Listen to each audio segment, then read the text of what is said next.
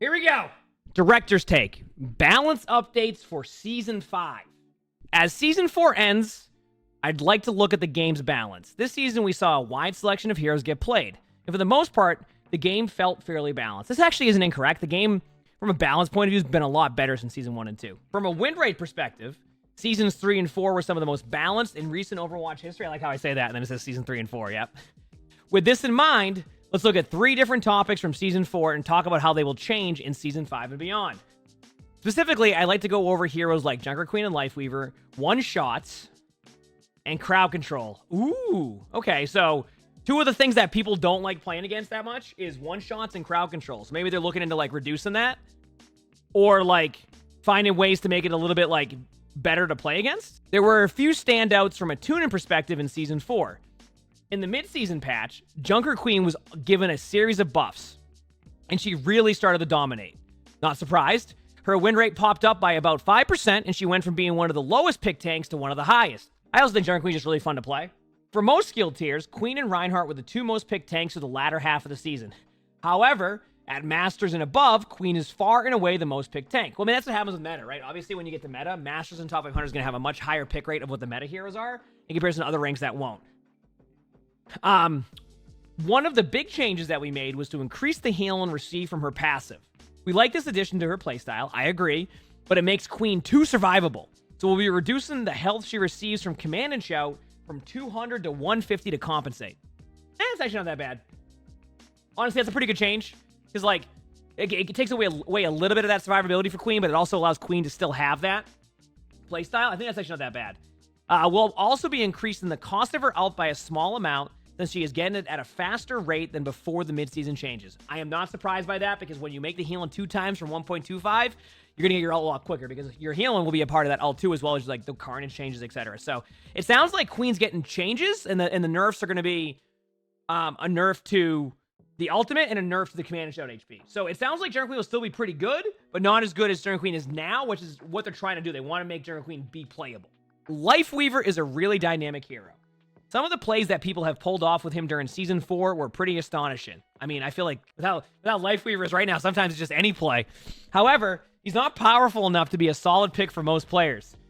Previously, we stated that we would like there to be a reason to pick new heroes over others in the roster. Over others in the roster. This is still our goal for new heroes. We want them to bring something new to the table. However, at the moment, we are looking for the best way to bring Lifeweaver to a baseline. Once people are playing him more, we will get a cleaner read on the character.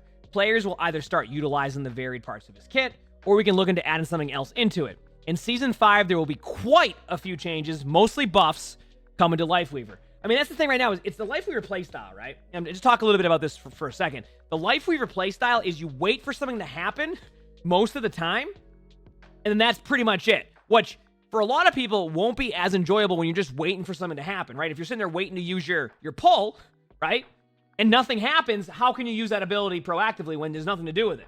You can set up a play or hit here and there, but most of the time you're waiting for something to happen, or you're just spamming that heal. So, I think that's a problem I think they're looking into. They just want to see if, like, if you give Lifeweaver buffs, will Lifeweaver still be good, and that, like, playstyle adjustment with, like, Life Grip won't be as much of an issue at that point. We'll have specific details in the patch notes, but players can expect increases to his healing and damage output. A heal on Life Grip.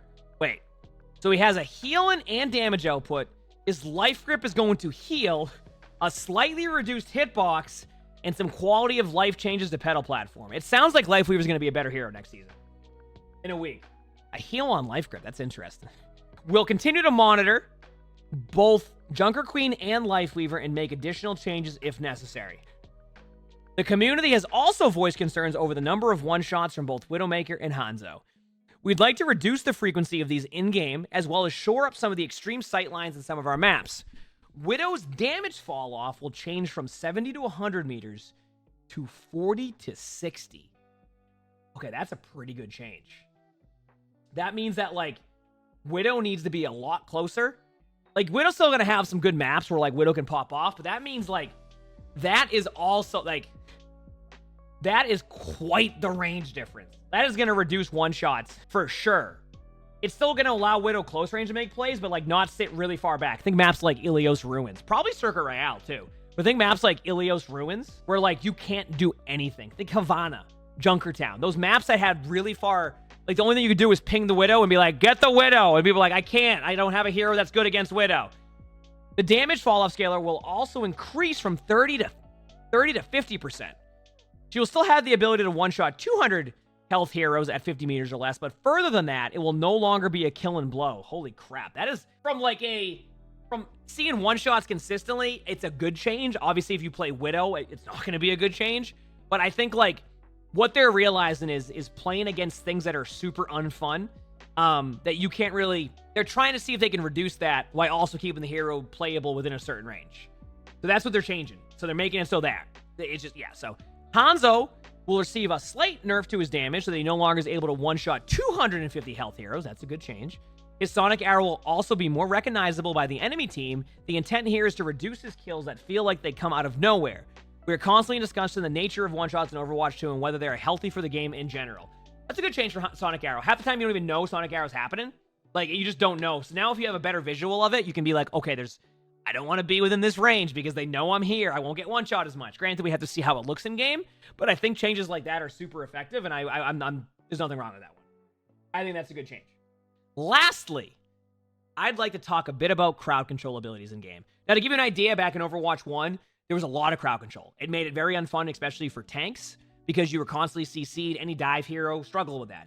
Going into Overwatch 2, they got rid of a lot of CC, which I thought was a good change, right? Because, like, less CC in Overwatch allows for more things to happen that don't require CC.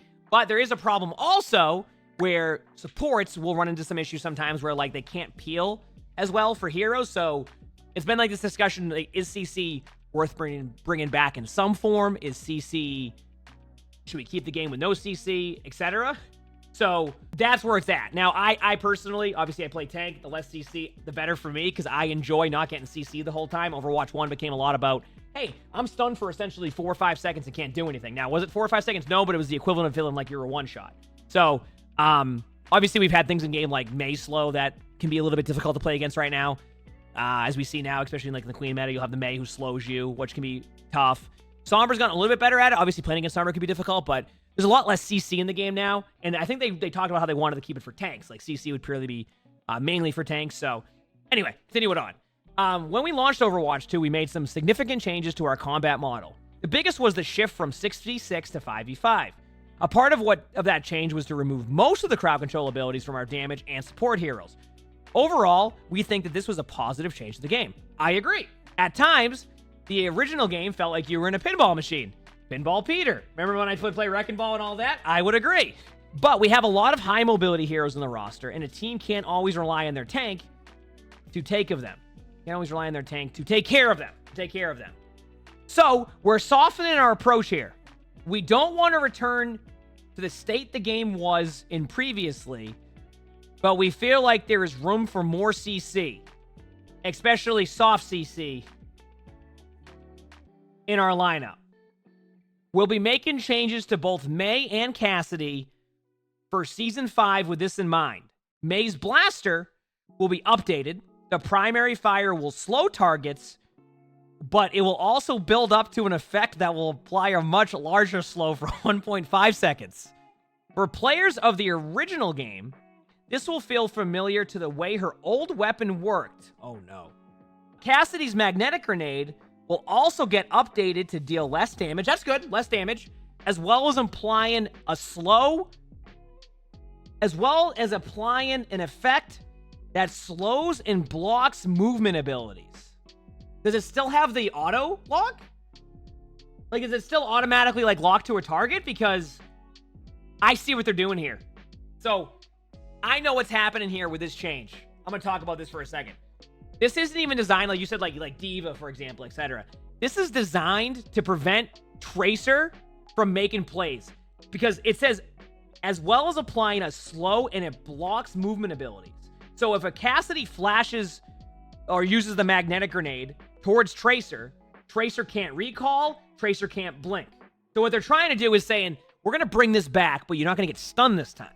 You're not going to get stunned. Which means, you said Sombra can't get out? I mean, if that's the case too, then yeah, it sounds like very much we're going to go from a shift in And I mean, you know, obviously we don't know yet. We have to see what the changes are, what the damage is, how the grenade works, all of that, right? There's a lot there, but it sounds like they're really trying to take care of flankers more now. Basically, the Tracer Genji, to an extent, like Echo Pharah, if you can get your flash on them. Wrecking Ball. This is Wrecking Ball. It almost, and once again, I have to see how this is, but that almost feels like a hard counter to Wrecking Ball. Am I wrong? Does it not feel like a hard counter to Wrecking Ball? Because if ball is just stopped in place, does that prevent the ball from using their grapple? I feel like there's just like some changes that have to be seen there. Like I said, as a tank player, I see more CC. I'm a little bit like, because I'm gonna, like, as a tank, more than likely I'll go up against the Mei, left clicking me aggressively more than most heroes will, and then you'll have the Cassidy, who will more than likely be aggressive on, like, the Tracers and Genjis that will have trouble there. So I have no idea how this is going to go. I really have no idea. It's either going to feel better and, like, we look at it and go, okay, you know what? It's still fine to have that CC, or we're all going to be like, I don't like this, right? I feel like that's what's going to be the two ways this goes. I don't know. I don't know the exact numbers here. I don't know how it's going to play out. But, like, it's going to go either or. My guess is this. If Mei is good with these changes, we haven't seen what the damage is. We haven't seen what... If Mei is good, tanks are not going to have a fun time against Mei. Yeah, heroes like Zarya are going to be good, right? If Mei is not that good without that, Mei will be not as fun to play against, but you'll be okay against Mei still because people won't be playing Mei as much, right? So, talk about that. Cassidy, I have absolutely no idea. If it still has an auto lock, and, like, Cass is just, like, basically preventing you from using any movement abilities. For example, like, if I'm D.Va and I fly into, like, Cass and I want to be able to fly out and they stick me, if I have no DM, you're not flying away. Winston can't jump out at that point, right? Like, Winston's strategy is jump in, shield, jump out. Well, what if Cass sticks you now? You have to wait a second to jump out. So I have absolutely no idea. At this point, I need to see the exact numbers. As I was, talking about it, when it comes to CC... I enjoy it without less CC. I think what they're trying to do is make it so supports have a better time playing against dive comps and not feeling like you're forced to have to play Tracer Genji, because apparently it's the same reason why Genji was getting nerfed all the time. Heroes like Genji and Tracer get a lot of value, so they're trying to change that a little bit. But I have no idea how it's going to be. I have to see how it plays out, and don't worry, chat, in 1 week when the season starts, we will definitely see. It's going to be interesting, I can tell you that much. On top of these changes, we'll be also making some tweaks to several other heroes in Season 5. We can't wait for you to see them when the patch goes live, as well as the other fun things we have coming to that season. As always, thanks for reading, and I'll see you in game. He said if the CC stuff is good, maybe they can buff Genji? Yeah, what about the other side of this, though? What if the CC stuff isn't as good still, and then they nerf Genji because they can't figure out how to not bring in, like, hard CC? So they just nerf Genji even more. Anyway... Season 5's in a week. I am very curious to see how the CC is going to be here. Positive note on this, though. I really do like the one-shot changes. Straight up. I think the one-shot changes are good. I like the direction there. The CC stuff is still a wait and see. Obviously, I'm not a fan of CC. I still have to see how it plays out. Very happy with the fall-off changes. And obviously, Jungle Queen, I think the Jungle Queen nerfs are fine. And the Lifeweaver buffs sound like they'll be good. Will it make Lifeweaver good? I have no idea. We have to see the actual numbers. So... We'll see. We'll see in a week, but that's something. That's something.